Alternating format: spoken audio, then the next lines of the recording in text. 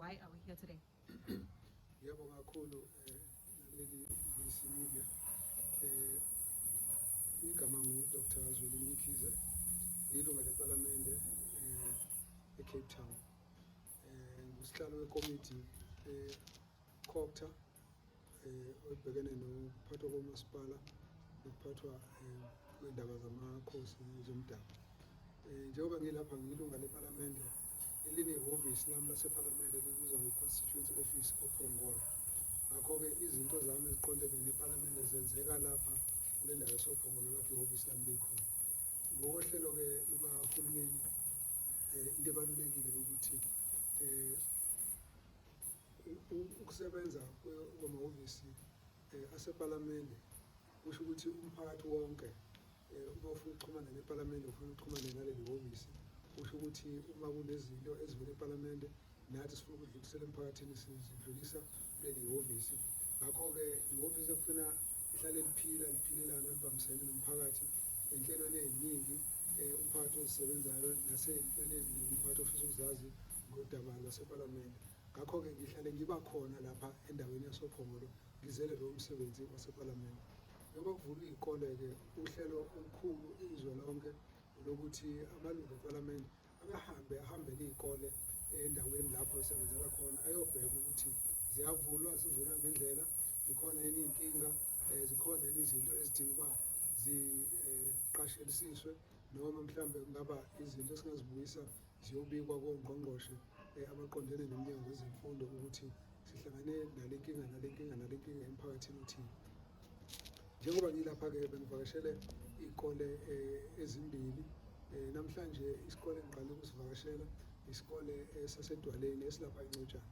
Isikole saseDwaleni isikole esidala kodwa futhi esikhulu ngenani labafundi abafunda kuso bangaphezulu kwe-1,700. Kanti sisuka phansi nje kulesigaba secondary ne-high school sigcina-ke ku-grade 12 oku-matric.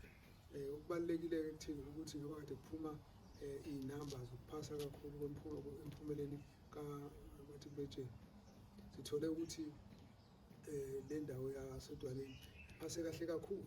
Besizoyincoma-ke sizoyihalalisela sizoyibongela ngoba ithole amaphesenti awu-99.1 okuwukuthi-ke bekuyiclass elikhulu lika-matric eliney'ngane eziwu-231 zaphasa zonke, kwase kuba nezimbili nje ezisalile kwase lokho kwenza ukuthi ibe ngaphansi kwa-100%. Kodwa kuyancomeka kakhulu ukusebenza kwayo ngezizathu eziningi ngoba uma usufika kulesikole uyathola ukuthi sisebenza ngaphansi kwengcindezi enkulu. Okokuqala nje uklasi la-matric elikhulu kangako liyasinda, lisho ukuthi othisha kufanele bazimisele, abafundi kufanele bazinikele, abesixoxela basichazele ukuthi basebenze kanzima kuwukuthi babambisene nomphakathi. Iy'ngane bayazibiza bazozifundisa ngempelasonto, bazifundise ngamaholidi, bazifundise ebusuku, bazifundise ekuseni. Nazo futhi iy'ngane zibambisene nabazali ziyaphuma ngobuningi bazo zizofunda, ziyalalela, ziyahlonipha, zagcina-ke ziphase kahle kangaka.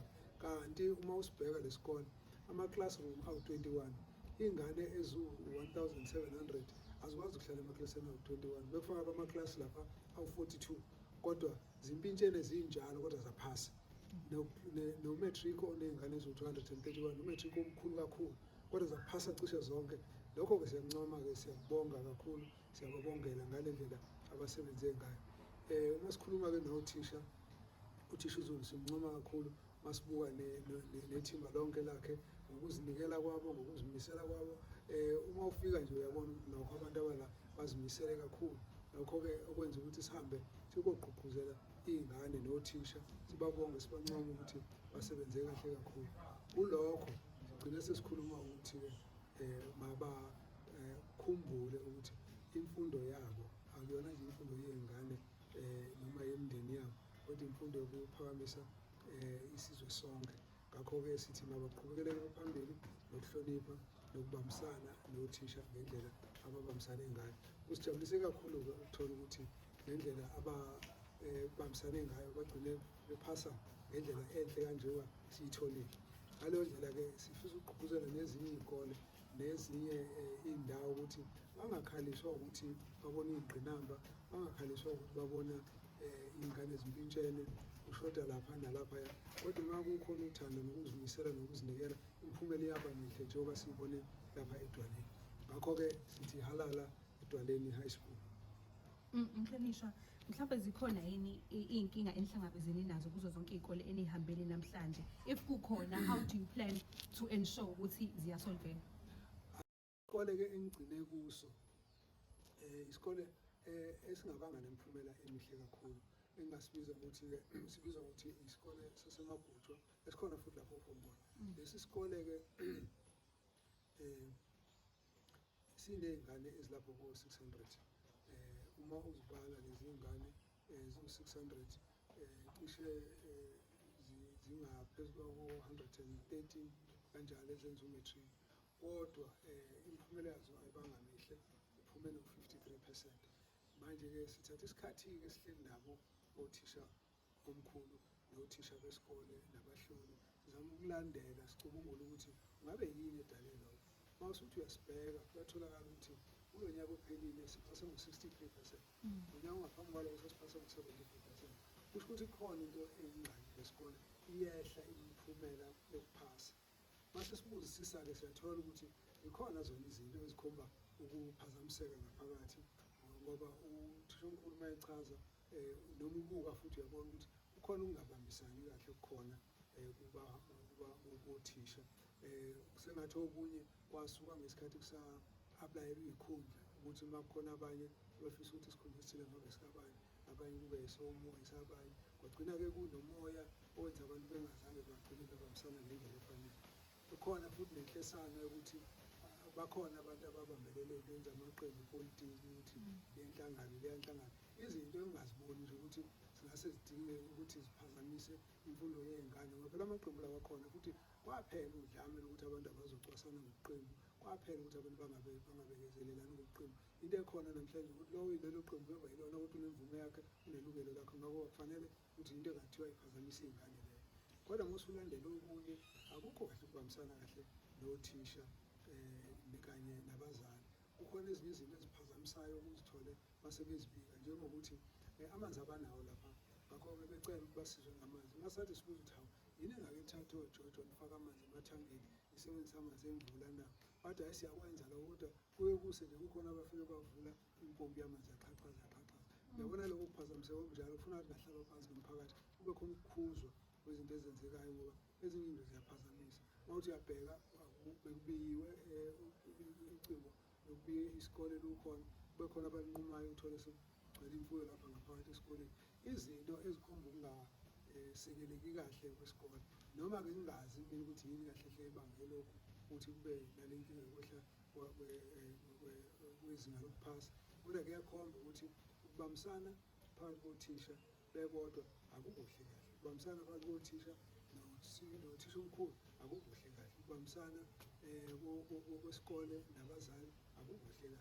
Kodwa-ke nesandla sokuqaphelisisa esivela emnyangweni kusho ukuthi naso siyagxeka, ngoba uba besingagxeki ngabe kuningi okwenziwe ukuze lesimo sigwemeke. Ngakho-ke masihleli-ke siyibuka yonke lento, bayasho-ke ukuthi khona iy'fundo kwahamba othisha ababebalulekile kwiy'fundo zesayensi, abagcina othisha bengasekho bazofika sekuhamba isikhathi kakhulu. Kodwa laba abakhona othisha abathi noma bekhona ukuthi iy'fundo zabo zikhombisa amamaka aphansi. Manje lokho kusho ukuthi ikhona inkinga kulabo othisha. So kuningi okusafuna ukwelashwa ngaphakathi esikoleni, esicabanga ukuthi ukubonisana phakathi kothisha nabahloli nomphakathi nabo bonke nje abaholi bomphakathi, kungaba kuhle ukuthi kuxoxwe kuboniswane, kufuna indlela yokuthi alibe khona ikhambi lokunoma kuthiwa inkinga ezingakanani kodwa zingaphazamisi iy'ngane.